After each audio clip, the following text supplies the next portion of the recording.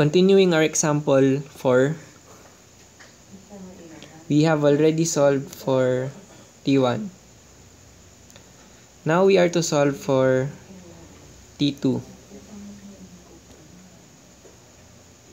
Here.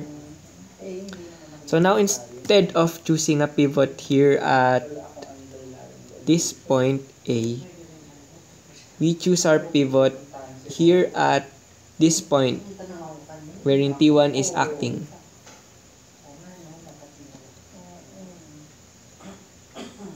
Okay, so let's call that pivot B.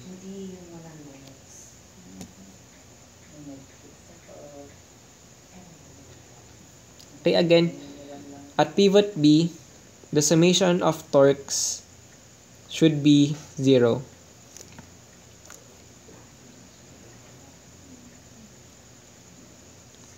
So we have our torques.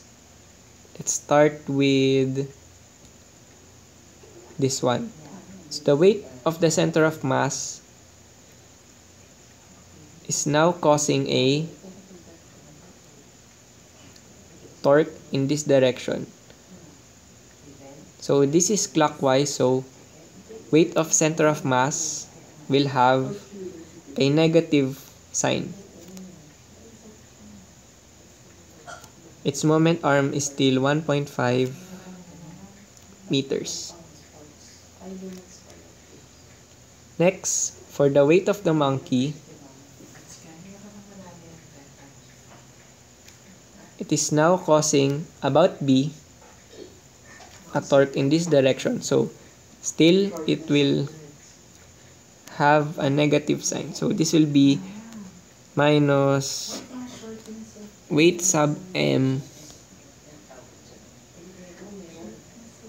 times a moment arm of 2.5 meters.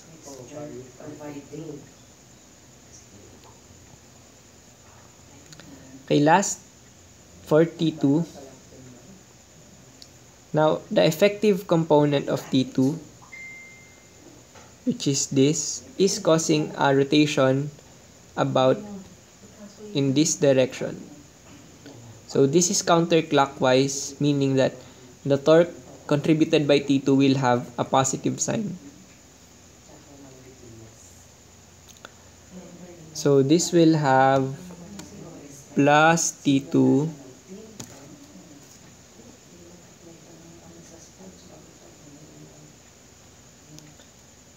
plus T2.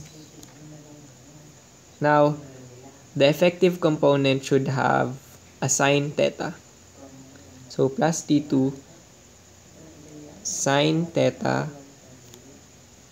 times the length of the moment arm, which is 3 meters.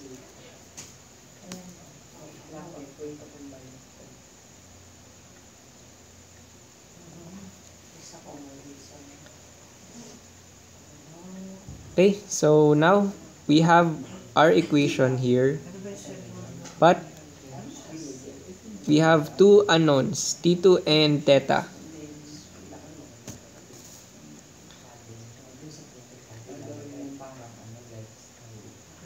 So we cannot solve directly for T2, but nevertheless, let's express T2 sine theta and let's see where we can go.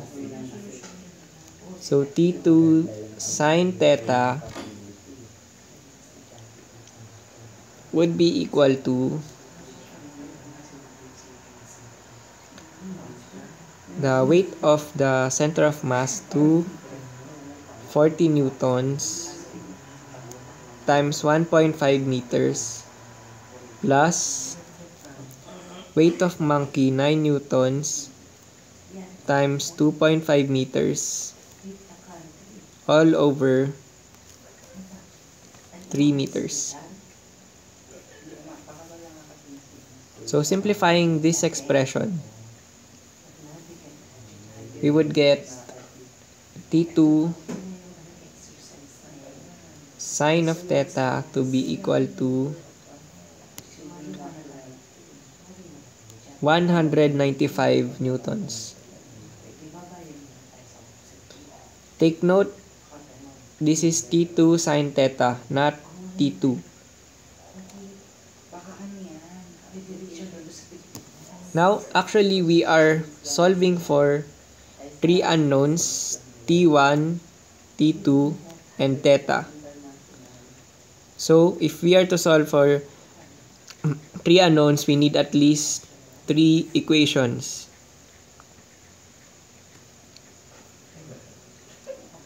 So, our next equation will be from the first condition of equilibrium. More properly, along x. So, equilibrium along x.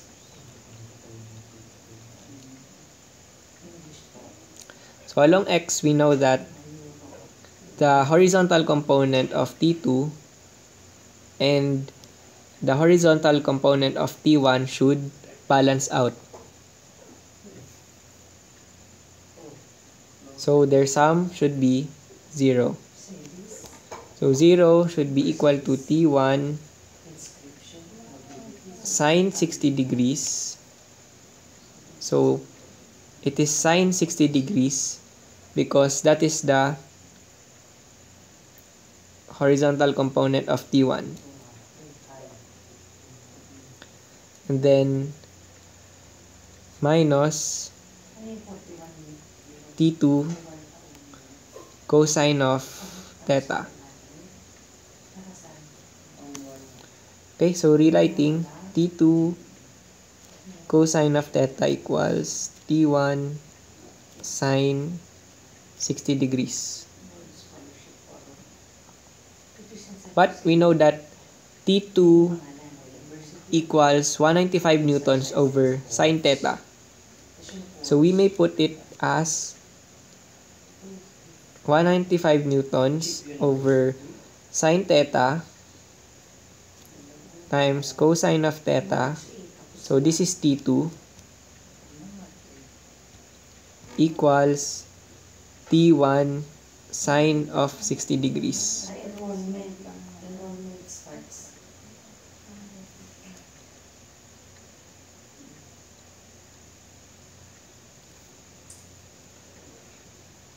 So simplifying cosine theta over sine theta, we have cotangent of theta equals, we have already solved for T1, which is 270 newtons, sine 60 degrees over 195 newtons. So now we may solve for theta. So solving for theta, we would get 39.82 degrees.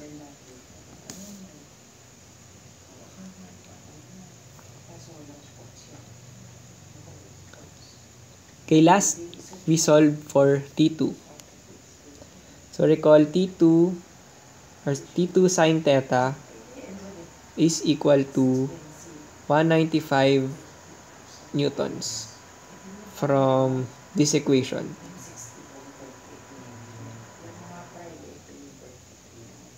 And we have already solved for theta. So T2 is 195 newtons over sine of 39.8264 degrees. Sorry, I rounded it off a bit. So T2 is 304.46 newtons.